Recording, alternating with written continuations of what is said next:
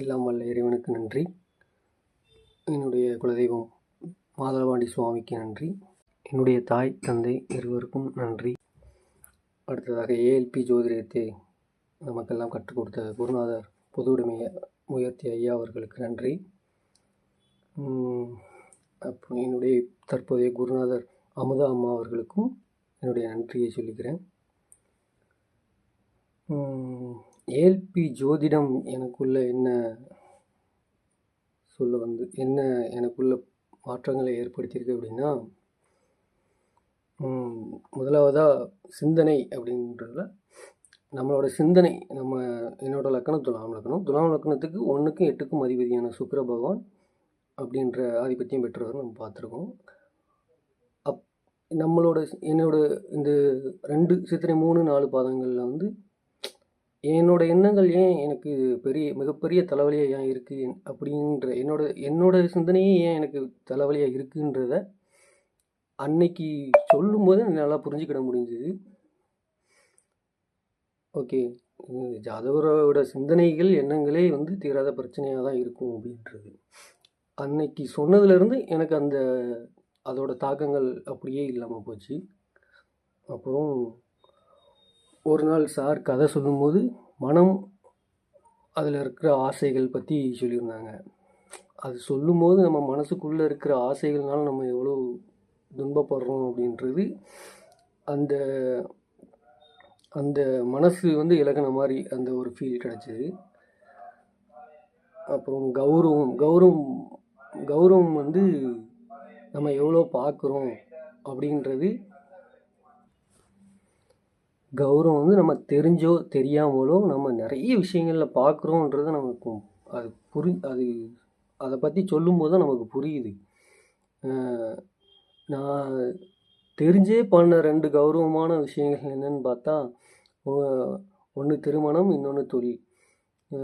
திருமணம் அப்படின்றது நம்மளோட உணர்வு இருக்கும்போது அதை நமக்கு அவங்க செய்யலை.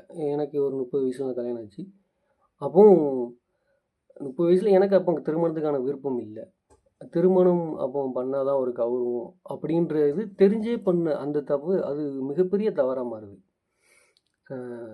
அதுக்கு திருமணம்ன்ற பந்தத்துக்கான புரிந்துணர்வு அப்படின்றதே இங்கே நிறைய பேருக்கு இல்லாமல் இருக்குது. நம்மளை புரிஞ்சுக்கிறது, அவங்க நம்மளை புரிஞ்சுக்கிறது, இந்த மாதிரி நிறைய விஷயங்கள் அதில் இருக்குது. அதுக்கப்புறமா நம்ம கிளாஸில் நம்ம நேரம் எவ்வளோ நேரம் நம்ம பயன்படுத்திக்கலாம் அப்படின்றது நான் நல்லா புரிஞ்சுக்கிறேன்.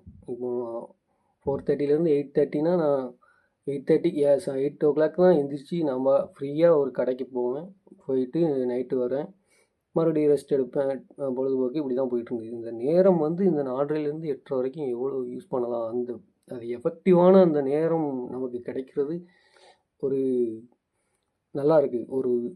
ஒரு ஃப்ரெஷ் எனர்ஜியாக இருக்கிற மாதிரி இருக்குது. அதுக்கப்புறமா தொழில் பற்றி புரிஞ்சுக்கிட்டது.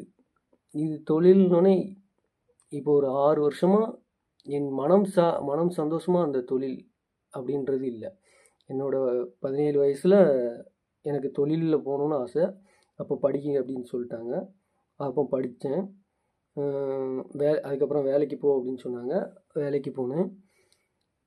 இப்படி தொழில் என்னோட மனசில் இருக்கிறத நான் செயல்படுத்தலை. என்னோடய மனசில் இருந்தது, அதை செயல்படுத்தலை. ஆனால் நம்ம பிறந்ததற்காக என்ன தொழில் நம்ம ஒரு பிறந்திருக்கோம், நமக்கு இந்த தொழில் சூட்டபுளான தொழில்ன்ற தேடுதல் எனக்கு இப்போ ஒரு 6 வருடமாக இருக்குது. அதுவே என்னோட மிகப்பெரிய தேடலாக இருக்குது. இது நம்ம என்ன இங்கே எதுக்கு வந்திருக்கோம், இதோட தேடல் என்ன, இதுக்கு என்ன தொழில் பண்ணலாம் அப்படின்னு நிறைய யோசிக்கும் போது எனக்கு தோணுதுன்னா, கடவுள் கொடுத்த இந்த உடலில் இயற்கையாக எப்படி நம்ம அதை எப்படி மேம்படுத்தலாம் அப்படின்றது எனக்கு ரொம்ப பிடிச்சது. அதில் இயற்கை விவசாயம் பண்ணுறது, அதெல்லாம் இங்கே நம்ம சுற்றி இருக்கவங்க நம்ம யார்கிட்ட எடுத்து சொன்னாலுமே அதை புரிஞ்சுக்கிற இது எல்லாமே கிளாஸில் நான் கற்றுக்கிட்டு என்னோடய மனதளவில் புரிந்து கொண்டது.